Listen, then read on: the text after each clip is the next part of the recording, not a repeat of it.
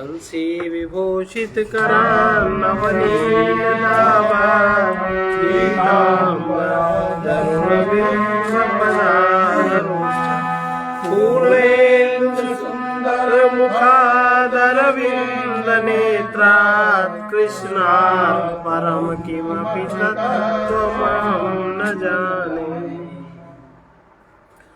पिछले श्लोक का अगले श्लोक से संबंध इस प्रकार प्रसंगानुसार सकाम उपासना के फल कर्तापन का निर्णय किया गया। अब ब्रह्म विद्या का अधिकार किसी एक ही आश्रम में है या सभी आश्रमों में, इस बात का निर्णय करने के लिए अगला प्रकरण आरंभ कर रहे हैं। सहकार्यांतर विधि पक्षेण तृतीयं तदवतो विद्यादिवत ब्रह्म संबंधी ब्रह्म विद्या संबंधी साधन युक्त साधक के लिए बालकपन और पांडित्य के साथ कहा हुआ जो तीसरा मौन साधन है वो विधेय है, क्योंकि उसका दूसरे सहकारी साधन के रूप में विधान है। दूसरे स्थल में कहे हुए विधिवाक्यों की भांति एक पक्ष को लेकर यह भी विधि है। कहोल ने याज्ञवल्क्य से साक्षात पर ब्रह्म का स्वरूप पूछा। उसके उत्तर में याज्ञवल्क्य ने सबके अंतरात्मा परमात्मा का स्वरूप संकेत से बताकर कहा कि जो शोक मोह भूख प्यास बुढ़ापा मृत्यु से अतीत है वो परमात्मा है। ऐसे इस परमात्मा को जानकर ब्राह्मण पुत्र कामना, धन कामना, मान बढ़ाई, स्वर्ग संबंधी लोक कामना से विरक्त होकर भिक्षा से निर्वाह करने वाले मार्ग से विचरता है। इसके बाद इन तीनों कामनाओं की एकता करके कामना मात्र को त्याज्य बताया और अंत में कहा कि वो ब्राह्मण उस पांडित्य को भली भांति समझकर बाल्य भाव में स्थित रहने की इच्छा करे, फिर उससे भी उपरत होकर मुनि हो जाए, फिर वो मौन और अमौन दोनों से उपरत होकर ब्राह्मण हो जाता है, अर्थात ब्रह्म को भली भांति प्राप्त हो जाता है इत्यादि। बृहदारण्यकोपनिषद का 3.5.1। इस प्रकरण में संन्यास आश्रम में परमात्मा की प्राप्ति का वर्णन किया गया है। इस वर्णन में पांडित्य और बाल्य भाव के अंत में तिष्ठा से स्थित रहने की इच्छा करे, यह विधि वाक्य है, परंतु मुनि शब्द के बाद कोई विधि नहीं है। इसलिए सूत्रकार का कहना है, जिस प्रकार अन्यत्र कहे हुए वचनों में स्पष्ट विधि का प्रयोग न होने पर सहकारी भाव से एक के लिए प्रयुक्त विधिवाक दूसरे के लिए मान लिए जाते हैं, वैसे ही यहाँ भी पांडित्य और बाल्य भाव इन दो सहकारी साधनों से युक्त साधक के प्रति उनके साथ कहे हुए तीसरे साधन मुनि भाव के लिए भी विधि वाक्य का प्रयोग पक्षांतर से समझ लेना चाहिए। ध्यान रहे, इस प्रकरण में आए हुए बाल्य भाव से तो दंभ मान आदि विकारों का भाव दिखाया गया। बाल्य भाव का मतलब है कि दंभ मान आदि से रहित हो जाए। बाल्य भाव सरलता, आर्जव, सरलता आ जाए, से बच्चे में सरलता होती है, न बच्चे में दंभ होता है, न मान होता है, न अन्य किसी प्रकार का विकार होता है। विकार रहित अवस्था को प्राप्त होने का अर्थ है कि बाल्य भाव की प्राप्ति। और मननशीलता को मौन कहा गया। अतः ब्रह्म का शास्त्रीय ज्ञान पांडित्य, उक्त विकारों का भाव बाल्य भाव, निरंतर मनन तथा निधि ध्यासन, इन तीनों की परिपक्व अवस्था होने से ही ब्रह्म साक्षात्कार होता है। यही इस प्रकरण का भाव संबंध। पूर्व सूत्र में जिस प्रकरण पर विचार किया गया वो संन्यास आश्रम का द्योतक है। अतः जिज्ञासा होती है कि संन्यास आश्रम में ही ब्रह्म विद्या का साधन हो सकता है या अन्य आश्रमों में भी उसका अधिकार है। यदि संन्यास आश्रम में उसका साधन हो सकता है तो छांदोग्य उपनिषद के 8.15.1 की सूत्र में गृहस्थ आश्रम के साथ साथ ब्रह्म विद्या का प्रकरण क्यों समाप्त किया गया? वहाँ के वर्णन से तो गृहस्थ का ही अधिकार स्पष्ट रूप से सूचित होता है। अतः इसका निर्णय करने के लिए कहते हैं, कृतस्न भावात्तु गृहिणोपसंहारः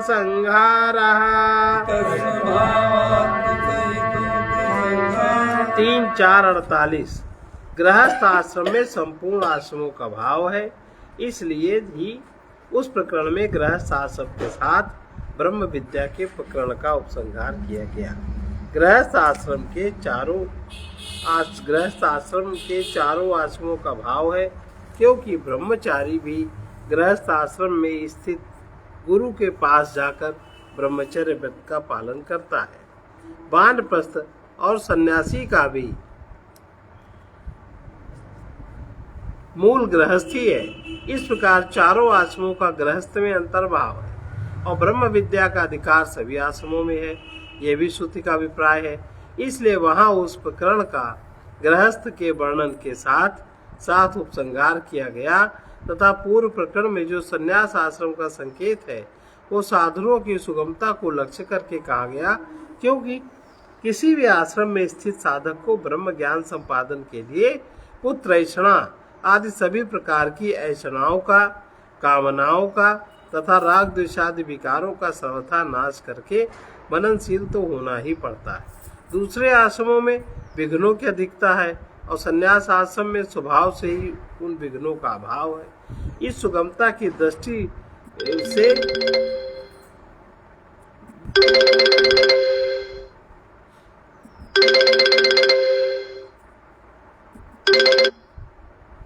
इस सुगमता को दृष्टि में रख के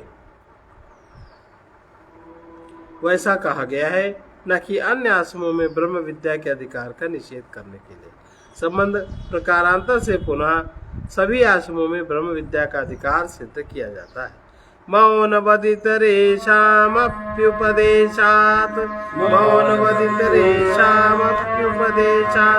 3-4-49 अन्य आश्रम वालों के लिए भी मननशीलता की भांति विद्योपयोगी सभी साधनों का उपदेश होने के कारण सभी आश्रमों में ब्रह्म विद्या का अधिकार सिद्ध होता है। जिस प्रकार पूर्व प्रकरण में मननशीलता मौन रूप साधन का सबके लिए विधान बताया गया है, इसी प्रकार श्रुति में अन्य आश्रम वालों के लिए भी विद्योपयोगी सभी साधनों का उपदेश दिया गया है। जैसे इस प्रकार ब्रह्मवेत्ता की महिमा को जानने वाला शांत, मन को वश में करने वाला मननशील, दांत, इंद्रिय ब्रह्मवेत्ता की महिमा को जानने वाला शांत, जो ब्रह्मवेत्ता की महिमा को जानता है वो शांत, मन को वश में करने वाला मननशील, दांत माने इंद्रिय समुदाय को वश में करने वाला, उपरत भोगों से संबंध रहित, तितिक्षु सुख दुख से न विचलित होने वाला, समाहित माने ध्यानस्थ होकर अपने ही भीतर उस सबके आत्मस्वरूप परमात्मा का साक्षात्कार करता है। बृहदारण्यकोपनिषद 4:4-23। ऐसी बात दूसरे प्रकरणों में भी कही गई है। इससे यही सिद्ध होता है कि ब्रह्म विद्या का अधिकार सभी आश्रमों में है।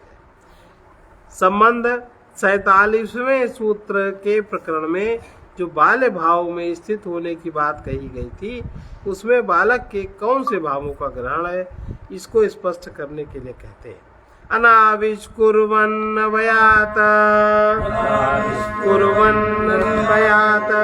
3-4-50 अपने गुणों को प्रकट ना करता हुआ, अपने गुणों को प्रकट ना करता हुआ बालक की भांति दंभ और अभिमान से रहित हो गए। माने अपने अंदर जो कुछ है, जो भी करता है, कुछ भी उसको कभी प्रकट नहीं करता, दंभ और अभिमान से रहित हो गए। अन्वयात, क्योंकि ऐसे भावों का ही ब्रह्म विद्या से संबंध है। इन भावों का विकास जब भी हो जाए वही ब्रह्म विद्या का अधिकारी है। माने अभिमान का भाव, दंभ का भाव और अपने आप को जनाने की का जो अहंकार है उसका भाव, ये 3 बातें हो जाए। लोग हमें जाने कि हम ये हैं, लोग हमें जाने कि ये हैं, है ना, ऐसे कहते हैं। ये बात समाप्त हो जाए, अपनी जो व्यक्तिगत अहम मान्यता है वो समाप्त हो जाए, दंभ और अभिमान समाप्त हो जाए, इतने गुण अगर आ जाए तो वो ब्रह्म विद्या का अधिकारी। किसी में भी अगर ये गुण आ जाए तो, क्योंकि ऐसे भावों का ही ब्रह्म विद्या से संबंध है।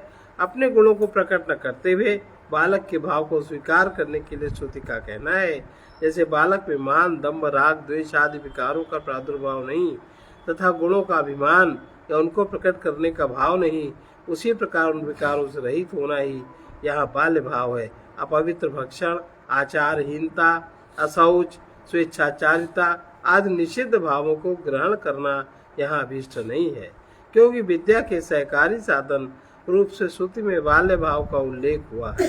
अब बाल्य भाव में लोग क्या अर्थ लेते हैं? अपवित्र भक्षण, बच्चे को जो कुछ दो वही वो खा लेगा। ये बाल्य भाव माने ये नहीं है, ये तो बाल्य क्रिया है। वो उस बालक से आप जो भी क्रिया कराओगे वो कर देगा, उसको इतना विवेक थोड़ी है। लेकिन बाल्य भाव का मतलब अपने गुणों को प्रकट न करना, दंभ और अभिमान से रहे। इससे श्रुति का यही मूल भाव मालूम होता है कि ब्रह्म विद्या का साधक बालक की भांति अपने गुणों का प्रदर्शन न करता हुआ दंभ, अभिमान, राग, द्वेष आदि से रहित होकर विचरे। संबंध है, यहाँ तक क्या निश्चय किया गया कि सभी आश्रमों में ब्रह्म विद्या का अधिकार है।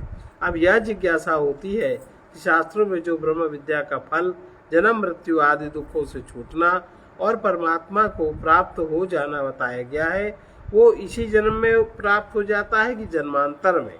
इस पर कहते हैं ऐहिकमप्य प्रस्तुत प्रतिबंधे तद्दर्शनात्, ऐहिकमप्य प्रस्तुत प्रतिबंधे तद्दर्शनात्। 3-4-51। किसी प्रकार का प्रतिबंध उपस्थित न होने पर, इस जन्म में भी अगर किसी प्रकार का प्रतिबंध उसमें नहीं रहता तो इसी जन्म में उसको ब्रह्म विद्या ज्ञान का फल प्राप्त हो जाता है। प्रतिबंध होने पर, और प्रतिबंध है नहीं छूटा, फिर भी हमने सुना है, मनन किया है, अचेतन मन में हमने रखा है, तो जब अगले जन्म में प्रतिबंध छूटेगा तब वही ज्ञान हमारा काम देगा।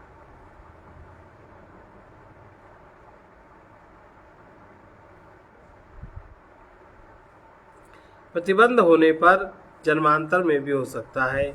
तद्दर्शनात्, क्योंकि यही बात श्रुतियों और स्मृतियों में देखी गई। श्रुति में कहा गया कि गर्भ में स्थित वामदेव ऋषि को ब्रह्म भाव की प्राप्ति हो गई थी। ऐतरेय उपनिषद 2:5। भगवद गीता में कहा है नहीं कल्याण कृत कश्चित्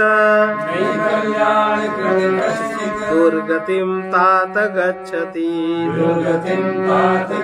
कल्याणमय कर्म अर्थात परमात्मा की प्राप्ति के लिए साधन करने वाले व्यक्ति कभी दुर्गति नहीं होती,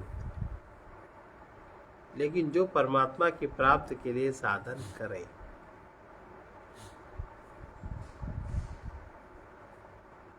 उसकी कभी दुर्गति नहीं होती। 6:40।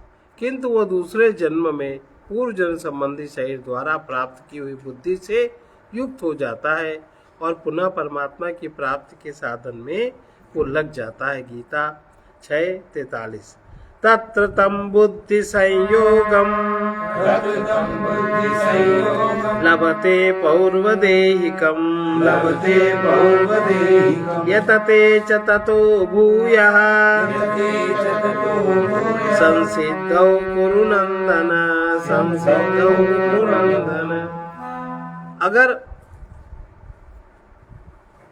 गीता में इस प्रकार श्रुतियों और स्मृतियों के प्रमाणों को देखने से यही सिद्ध होता है कि यदि किसी प्रकार का कोई प्रतिबंध उपस्थित नहीं होता तब तो इसी जन्म में उसको मुक्ति रूप फल की प्राप्ति हो जाती है, और यदि कोई विघ्न पड़ जाता है तो जन्मांतर में वो फल मिलता है।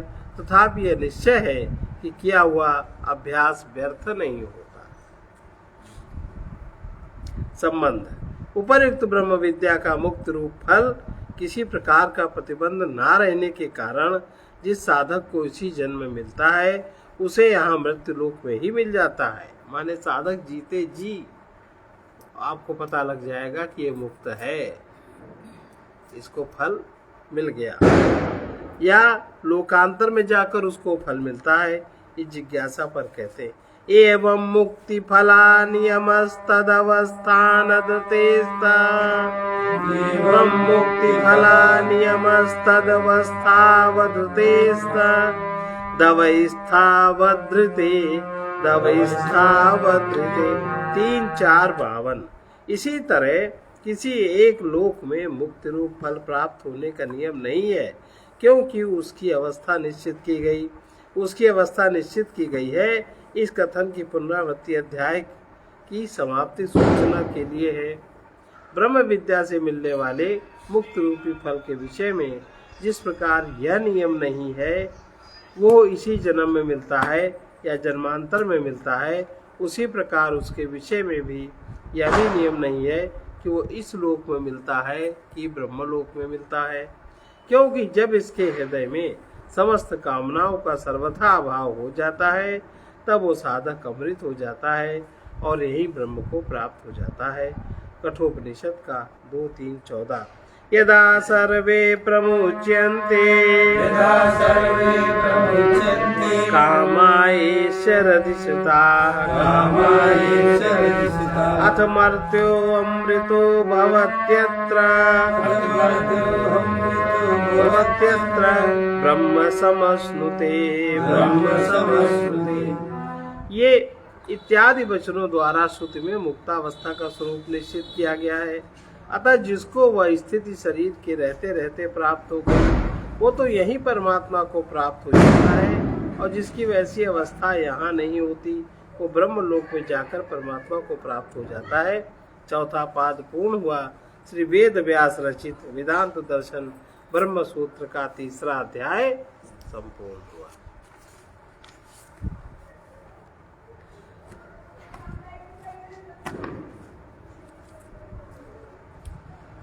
अब कल हम लोग पढ़ेंगे कि 3रे अध्याय में परमात्मा की प्राप्ति के लिए भिन्न भिन्न साधनों को बतलाने वाली श्रुतियों पर विचार किया गया। अब उन उपासनाओं के फलस्वरूप श्रुतियों पर विचार करने के लिए फलाध्याय नामक 4था अध्याय आरंभ किया जाता है। यहाँ पर यह जिज्ञासा होती है कि पूर्वोक्त उपासनाएं गुरु द्वारा अध्ययन कर लेने मात्र से ही अपना फल देने में समर्थ है या उनके साधनों का बार बार अभ्यास करना चाहिए।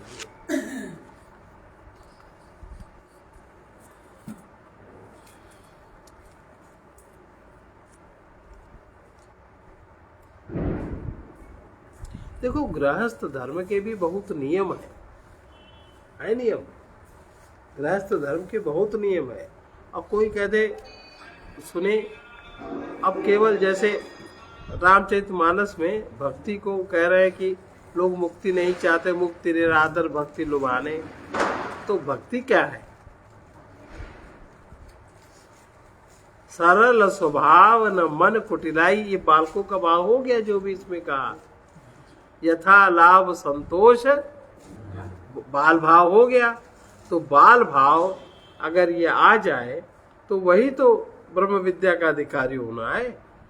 बाल भाव आ जाए तो उसमें तो ब्रह्म ज्ञान प्रकट हो ही जाएगा, नहीं हो जाएगा? ये भक्ति का ही उसमें।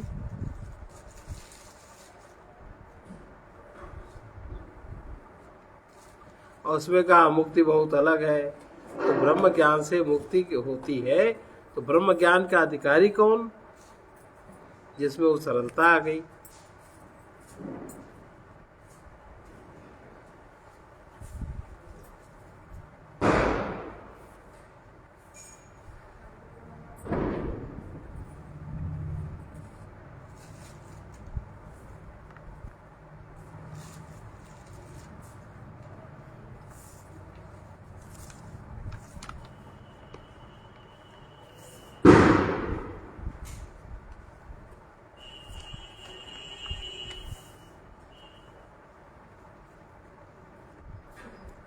तो कह रहे थे कि गृहस्थ धर्म में भी बहुत सारे नियम होते हैं और बड़े बड़े कठोर नियम होते हैं।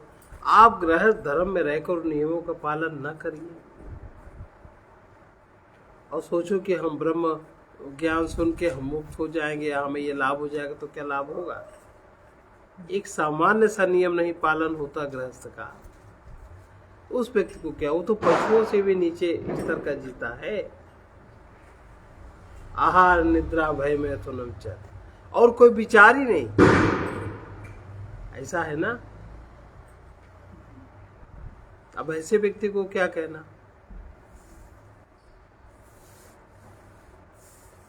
ये है।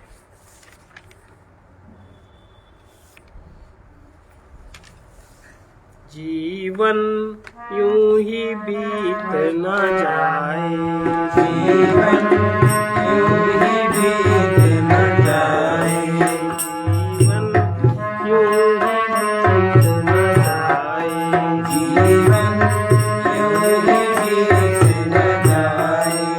जग में पशु भी खाते सोते, जग में पशु भी खाते सोते, स्वार्थ पूर्ति में सकुशल होते, स्वार्थ पूर्ति में सकुशल होते, वो मानव क्या भोग सुखों में, वो मानव क्या भोग सुखों में, अपनी शक्ति गंवाए, जीवन यूं ही बीत न जाए।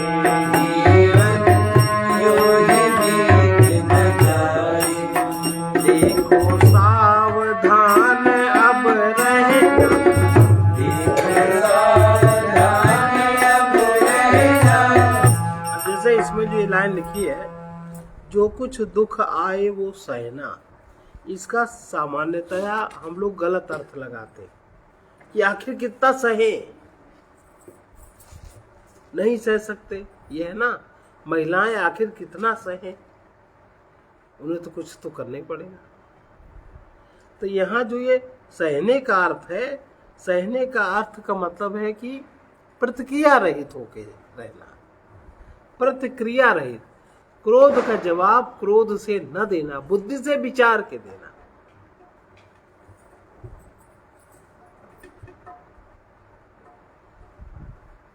उसके हित का ध्यान रखते हुए। कोई आप पे गलत दृष्टि डालता है तो गलत दृष्टि से उसको जवाब ना देना, उसका भी, वो तो ना समझ है, उसका भी हित हो जाए ऐसा जवाब देना, ये इसका मतलब। वो कितना सहे, सहते सहते तो मर गए, जिंदगी बीत गई। माने जिस तरीके का वो प्रक्षेपण है उस तरह की प्रतिक्रिया न करना, ऐसी प्रतिक्रिया करना कि उस व्यक्ति का भी हित हो या कल्याण हो। आई समझ में, इसका मतलब ये। देखो सावधान अब रहना, जो कुछ दुख आए वो सहना। और इसकी जो भी हमने बात बताई है, आगे यही लिखा है, देखो सावधान अब रहना,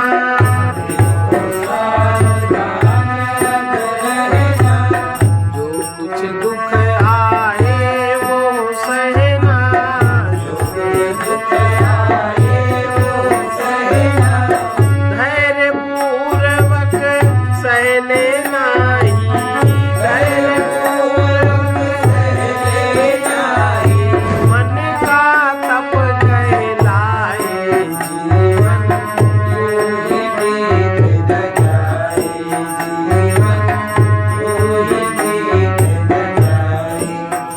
कभी किसी को दुख न देकर, कभी किसी को दुख न देकर, देखो भजन में जो ऊपर की लाइन है उसकी व्याख्या नीचे की लाइन है, अलग अलग नहीं है। ऊपर की लाइन जो कही, अब नीचे की लाइन उसकी व्याख्या है, उसके नीचे की लाइन उसकी व्याख्या है, उसके नीचे की लाइन पूर्णता है। अब अगली लाइन सुनिए, फिर से सुने।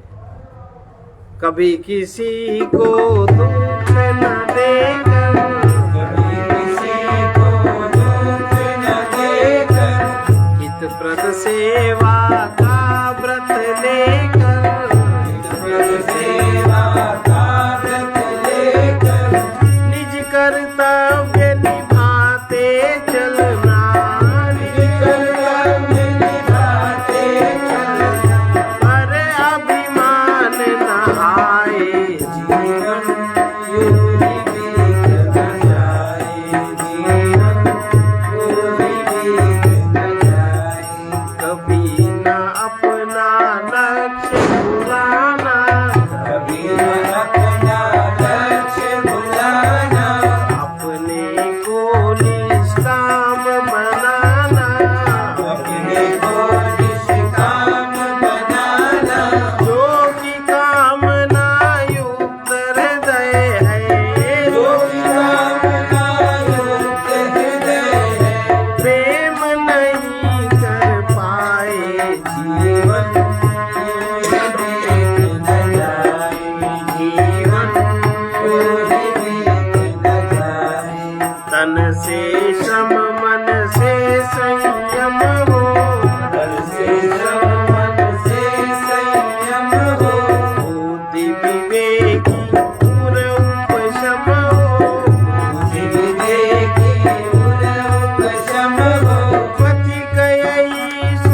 सुंदर जीवन है, अधिक ही सुंदर जीवन है, जो प्रभु के मन भाए।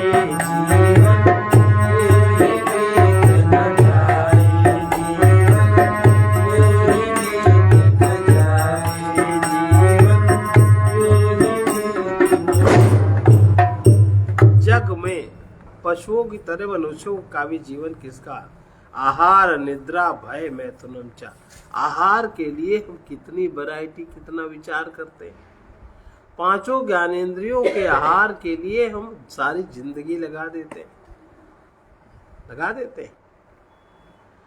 दिन भर भोजन है घर में, भोजन। और आजकल तो दिवाली का समय है, पार्टी हो जाए तो पार्टी। आहार और निद्रा। आजकल तो जो बहुत अपने को शालीन मानते हैं, उनके की तो बहुएं में सब पार्टी में नाचने लगते, सब नाचते। अब उनके मन का भी आहार, मनोरंजन और निद्रा। थक जाएंगे, सो जाएंगे। भय, ये सब छूट न जाए, इसके लिए विभिन्न देवी देवताओं की उपासना। ऐसा न हो जाए, कहीं ऐसा न हो जाए, कहीं ऐसा न हो जाए। भय और मैथुन, इसके अलावा चौथा काम नहीं है। तो पशुओं में भी होता है। और अपने स्वार्थ की पूर्ति जिससे भी हो, हम उसका शोषण कर लें। अपना स्वार्थ, अपनी हानि की संभावना हो, हम गधे को भी बाप बना लेंगे। लेकिन जब किसी के पूर्ति करनी हो, तब बहुत विचार करेंगे। वो मानव क्या, वो मनुष्य नहीं है। महाराज जी कहते हैं जो भोग सुखों में अपनी शक्ति को इस तरह गंवा रहा है, वो मनुष्य की कैटेगरी में नहीं आता। तो ये बातें वही व्यक्ति सुन के समझ सकता है जिसकी मनुष्य की कैटेगरी है। और जिसके मनुष्य कैटेगरी नहीं है, कहते हमें तो कोई आकर्षण नहीं है, हमें कोई लगाव नहीं। आकर्षण क्या, तुम्हारा वो स्तर ही नहीं है। जो तुम्हारा स्तर है वही तुम कर रहे हो। सर्वे, इसका जो संत वचन है, शक्ति, संकल्प, श्रम और साधना से जीवन का सत्य सुलभ होता है। स्मरण, ध्यान, स्वाध्याय, सहनशीलता, क्षमा, उदारता, सेवा, प्रीति आदि गुणों से वासना, ममता, तृष्णा के त्याग से उन्नति होती है। कुचिंता, कुप्रवृत्ति, कुसंग से जीवन व्यर्थ हो जाता है। सर्वे भवन्तु सुखिनः, सर्वे भवन्तु सुखिनः, सर्वे सन्तु निरामयाः, सर्वे सन्तु निरामयाः, सर्वे भद्राणि पश्यन्तु, सर्वे भद्राणि पश्यन्तु, मा कश्चित् दुःखभाग् भवेत्, मा कश्चित् दुःखभाग् भवेत्। कृष्णाय वासुदेवाय, कृष्णाय वासुदेवाय, हरे परमात्मने, हरे परमात्मने, प्रणतक्लेशनाशाय, प्रणतक्लेशनाशाय, गोविन्दाय नमो नमः। गोविन्दाय नमो नमः। असतो मा सद्गमय, असतो मा सद्गमय, तमसो मा ज्योतिर्गमय।